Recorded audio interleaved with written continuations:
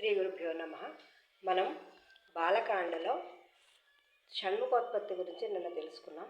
విశ్వామిత్ర మహర్షి యాగం అయిపోయిన తర్వాత మిథిలానగరం వెళుతూ ఉండగా ఈ తోవ అంతా కూడా రామలక్ష్మణులకు ఏవో ఒక కథలు అలాగా అన్నీ చెబుతూ అతను వెళుతున్నారనమాట.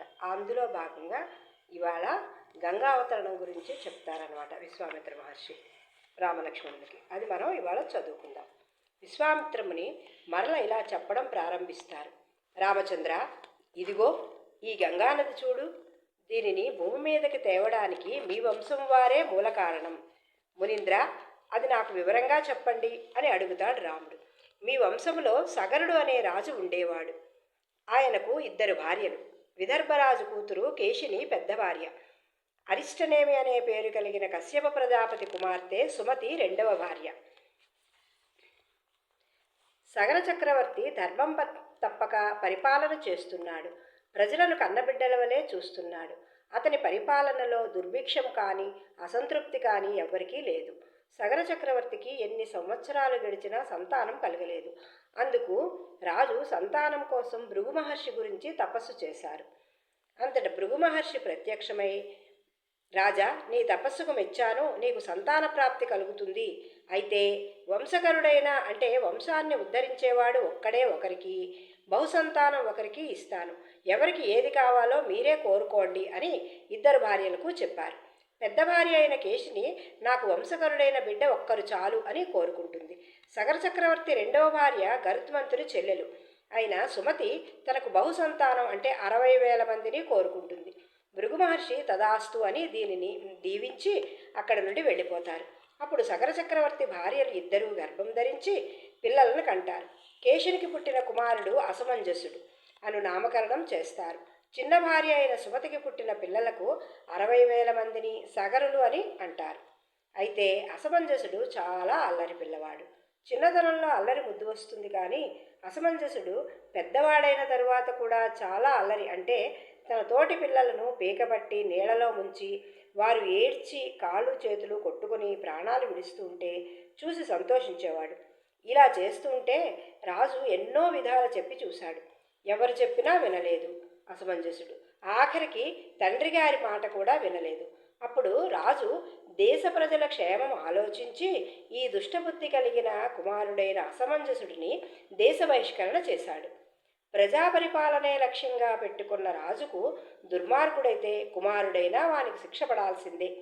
అప్పటికే అసమంజసుడికి ఒక కుమారుడు ఉన్నాడు. అతని పేరు అంశుమంతుడు. రాజుగారు మనవడిని తన దగ్గర ఉంచుకున్నారు. అంశుమంతుడు చాలా బుద్ధిమంతుడు, ధర్మాత్ముడు. తాతగారు పినతండ్రుల ఎడల గౌరవ మర్యాదలతో ఉండేవాడు. ఇది ఇలా ఉండగా సగర చక్రవర్తి అశ్వమేధ యాగం చేయాలని అనుకుంటాడు. భూమి అంతా 60,000 యోజనాలు ఉంటుంది. నాకు 60,000 మంది కొడుకులున్నారు. అశ్వమేధ యాగం చేస్తే అశ్వం భూప్రదక్షిణ చేసినప్పుడు యోజనంకి ఒకరు వెళ్ళినా అశ్వాన్ని నా కుమారులు వెంటనే తీసుకొస్తారు అని మనసులో అనుకుని గురువులతో సంప్రదించి అశ్వమేధ యాగం తలపెడతాడు. యాగం మొదలు పెడతారు. అశ్వాన్ని వదులుతారు. అది భూప్రదక్షిణ చేయడానికి వెళుతుంది. రాజు దాని వెనకనే వెళ్ళమని సైన్యాన్ని పంపిస్తారు. ఇంతలో దేవేంద్రుడు మాయారూపంలో వచ్చి అశ్వాన్ని పాతాళలోకంలోకి తీసుకువెళ్ళి అక్కడ తపస్సు చేసుకుంటున్న కపిల మహాముని ఆశ్రమంలో కట్టేస్తాడు. సగర చక్రవర్తి సైన్యం గుర్రాన్ని వెతుక్కుంటూ వెళ్ళిన వారు గుర్రం కనబడక వెనక్కి వస్తారు. అప్పుడు వారి పుత్రులు 60,000 మంది యాగాశ్వాన్ని వెతుకుతూ తమ వాడి అయిన గోళ్లతో భూమిని తవ్వుకుంటూ పాతాళం దాకా వెళ్ళిపోతారు. అలా వెళ్ళి పాతాళలోకంలో కపిల మహాముని ఆశ్రమంలో ఆయన వెనక ఉన్న గుర్రాన్ని చూస్తారు. ఆయనే ఈ గుర్రాన్ని ఇక్కడ దాచాడు అని అతన్ని కొట్టడానికి ఆయుధాలు తీస్తారు. ఇంతలో ఆ ముని కళ్ళు తెరిచి చూసేసరికి 60,000 మంది ఆ ముని కోపాగ్నికి భస్మమైపోయి బూది కుప్పలుగా పడిపోతారు. సగర చక్రవర్తి తన కుమారులు ఇంకా రాకపోయేసరికి తన మనుమడైన అంశుమంతుడిని పంపిస్తాడు, గుర్రంజాడ తెలుసుకురమ్మని. అంశుమంతుడు భూమి అంతా వెతుక్కుంటూ వెళుతూ ఒక దగ్గర భూభారాన్ని మోసే భద్రజాలను చూస్తాడు. అవి 4 దిక్కులా ఉండి భూభారాన్ని మోస్తూ ఉంటాయి. అంశుమంతుడు సవినయముగా ప్రదక్షిణపూర్వకంగా తిరిగి వారికి నమస్కరించి తను వచ్చిన విషయం చెబుతాడు. ఎప్పుడైనా పెద్దలైన వారు ఎవరైనా కనిపించినప్పుడు వారికి ప్రదక్షిణపూర్వక నమస్కారం చేయవలెను. ఇది బుద్ధిమంతుల లక్షణం. అలా అంశుమంతుడు తన పినతండ్రులు అశ్వం కోసం వచ్చి వారు తిరిగి రాలేదని, తాను గుర్రాన్ని వెతుకుతూ వచ్చానని చెబుతాడు. ఆ భద్రగజాలు ఇలా అంటారు: నాయన, నీ వినయానికి మేము చాలా సంతోషించాం. నీ గుర్రం పాతాళలోకంలో కపిల మహర్షి ఆశ్రమంలో ఉంది, వెళ్ళు అని చెప్పాయి. అప్పుడు అంశుమంతుడు పాతాళానికి వెళ్ళి అక్కడ ఆశ్రమంలో కపిల మహాముని తపస్సు చేసుకుంటున్నారు. గుర్రం ఆ వెనకనే నిలబడి ఉంది. కానీ ఆ ప్రాంతమంతా బూది కుప్పలు పడి ఉన్నాయి. అవి ఏమిటో తెలియక అంశుమంతుడు ముని ఆశ్రమానికి వెళ్ళి మునికి ఎదురుగా నిలబడి అతనికి ప్రదక్షిణపూర్వక నమస్కారం చేసి, మహానుభావ, నా పినతండ్రులు ఈ గుర్రం కోసం వచ్చారు. వారు ఏరి? నేను వారిని వెతుక్కుంటూ ఈ గుర్రం కోసమే వచ్చాను. ఇది యాగాశ్వం. మా తాతగారు అశ్వమేధ యాగం చేస్తున్నారు. దీనిని భూప్రదక్షిణకై విడిచిపెట్టారు. యాగం సమాప్తి కావాలంటే దీనిని నేను తీసుకువెళ్ళాలి. అందువలన ఇది నాకు ఇప్పించండి అని వినయంగా ప్రార్థించాడు. ఆ మాటలు విని కపిల మహర్షి, నాయన, నీ పినతండ్రులు గర్విష్ఠులై ఆలోచన లేని ఆవేశంతో నన్ను దండించి గుర్రాన్ని తీసుకోవాలని చూశారు. కానీ వారు నా కోపాగ్నికి భస్మమైపోయారు. ఈ బూది కుప్పలు వారివే. వారు నీళ్లు లేక ప్రేతాత్ములై తిరుగుతున్నారు. వారికి జలతర్పణం చేసి వారిని స్వర్గానికి పంపించి నీ గుర్రాన్ని తీసుకుపో అని చెప్పారు.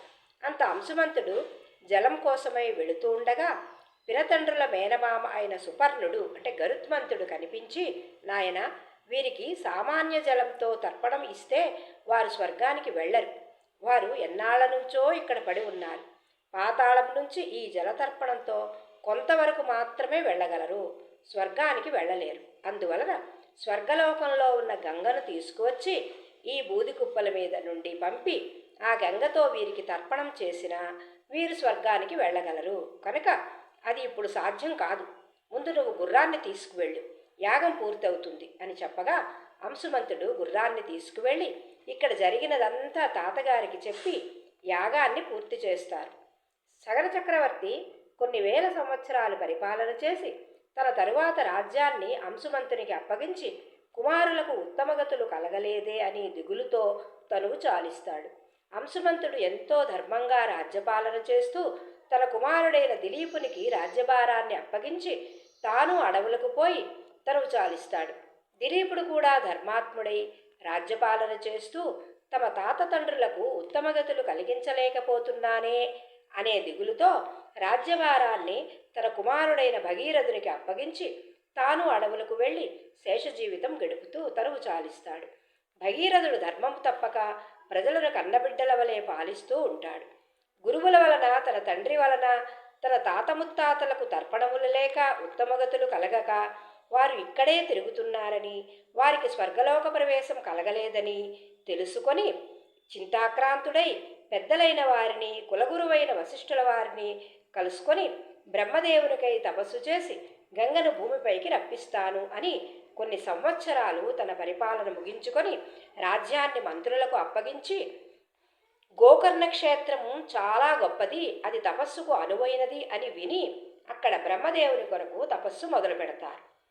భగీరథుడు ఎలా తపస్సు చేస్తున్నాడంటే, ఊర్ధ్వబాహుడై అంటే రెండు చేతులు పైకి ఎత్తి నాలుగు వైపులా గ్రీష్మ ఋతువులో వలె అగ్నిశిఖలను పెట్టుకొని నెలకు ఒక్కసారే ఆహారం తీసుకుంటూ కనులు తెరిచే ఉంచి 1000 సంవత్సరాలు బ్రహ్మగారి కోసం తపస్సు చేశారు. రామ, చూడు, నీ వంశంలో ఎంత దీక్ష కలిగిన వారు ఉన్నారో అని అనగా రాముడు వినడానికి చాలా కుతూహలంగా ఉంది, ఇంకా చెప్పండి మునివర్య అంటూ వింటున్నారు.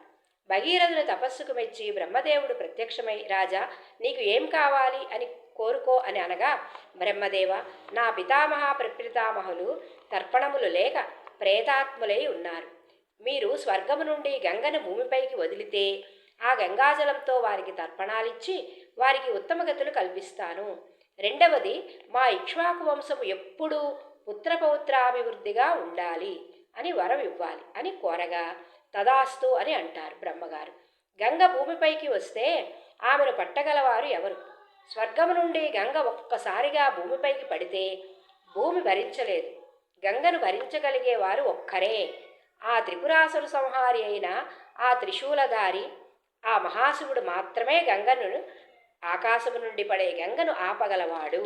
కనుక భగీరథ, నీవు ఆ పరమశివుని కోసమై తపస్సు చేయుము అని బ్రహ్మదేవుడు అంతర్ధానమైపోతాడు. రామ, పట్టుదలంటే ఎలా ఉంటుందో చూడు.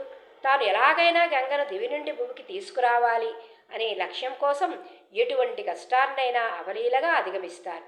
భగీరథుడు మొక్కవోని సాహసంతో వాయుభక్షణ చేస్తూ చేతులు పైకి పెట్టి ఒంటికాలిపై నిలబడి రాత్రి పగలు ఒక బిగిసిపోయిన విగ్రహంలా ఆ పరమశివుని కోసము 100 సంవత్సరాలు తపస్సు చేశాడు. వెంటనే శివుడు ప్రత్యక్షమై, ఓ నరశ్రేష్ఠ భగీరథ, నీ తపస్సుకు మెచ్చాను.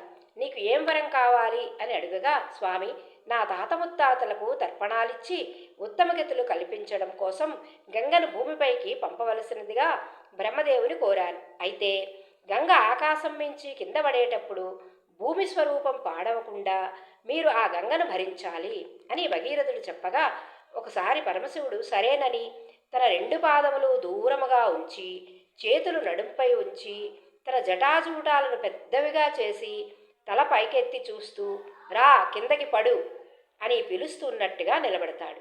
అలా పరమశివుని చూచిన గంగ మనసులో ఇలా అనుకుంటుంది, నేను ఎంతవడిగా వస్తానో తెలియదు.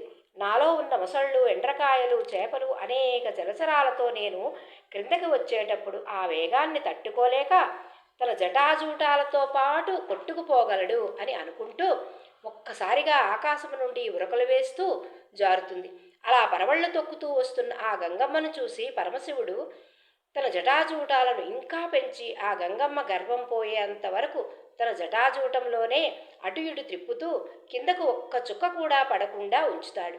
అయితే ఆ గంగమ్మ ఒక్కసారి శివుని జటాజూటం మీకి పడుతుంటే స్వర్గంలోని వారంతా, అంటే దేవతలు, యక్షులు, కిన్నెరలు, కింపురుషులు మొదలగు వారంతా కూడా గంగాజలాన్ని తాగిన వాళ్ళు తాగుతూ, స్నానం చేసేవాళ్ళు చేస్తూ, తలపై జల్లుకుంటూ, కమండలాల్లో పట్టుకునే మునులు, ఋషులు అంతా చూస్తూ ఉంటారు.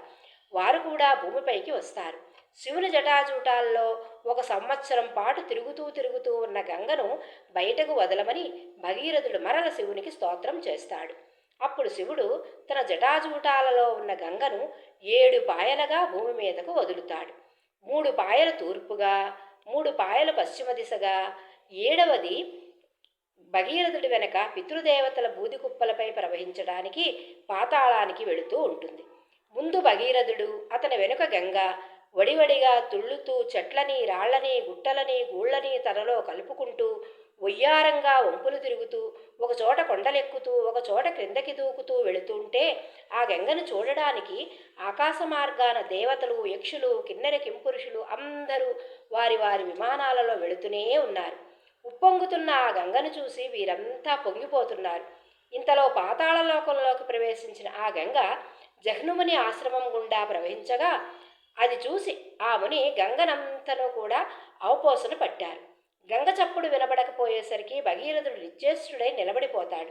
పైనుంచి చూస్తున్న వారంతా కూడా ఆశ్చర్యపోతారు.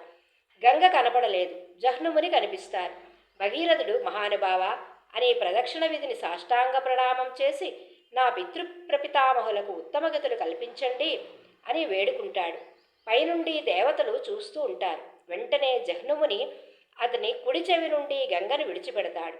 జహ్నుముని విడిచిన గంగ కనుక ఆమెకు జాహ్నవి అని పేరు వస్తుంది. ఆ జాహ్నవి భగీరథుని వెనక తన తాతలు 60,000 మంది బూది కుప్పలను తడుపుతూ వారందరినీ ఉత్తమగతులు కల్పించి వారిని ఉత్తమ లోకాలకు పంపిస్తాడు. ఇంత ప్రయత్నం చేసి గంగను భూమిపైకి తెచ్చిన భగీరథునికి గంగ కుమార్తె కనుక గంగను భాగీరథి అని పిలుస్తారు. అందుకే ఎవరైనా పట్టుదలగా ఏదైనా సాధిస్తే దానిని భగీరథ ప్రయత్నము అంటారు. రామ, విన్నావా? నీ లోకంలో ఎవరికీ లేనంత కీర్తి మీ వంశం వారికే ఉంది. ఈ గంగ త్రిపదగా ఇక్ష్వాకు వంశములో ప్రభవించి 60,000 మంది సగరులను తరింపచేసింది. ఈ గంగావతరణం విన్నవారు, చదివినవారు ధన్యులు. వారికి ఆయుర్వృద్ధి కలుగుతుంది, కీర్తివంతులు అవుతారు. వారి వారి కోరికలు తీరుతాయి, పాపాలు పోతాయి, పితృదేవతలు స్వర్గప్రాప్తి పొంది సంతోషిస్తారు. అంత గొప్పది ఈ గంగావతరణం. రామ, అంత గొప్ప వంశంలోని వాడివి నువ్వు అని అక్కడితో ఆపేసి, రామ సాయంత్రం అయింది, ఇంకా సంధ్యావందనం చేయాలి అని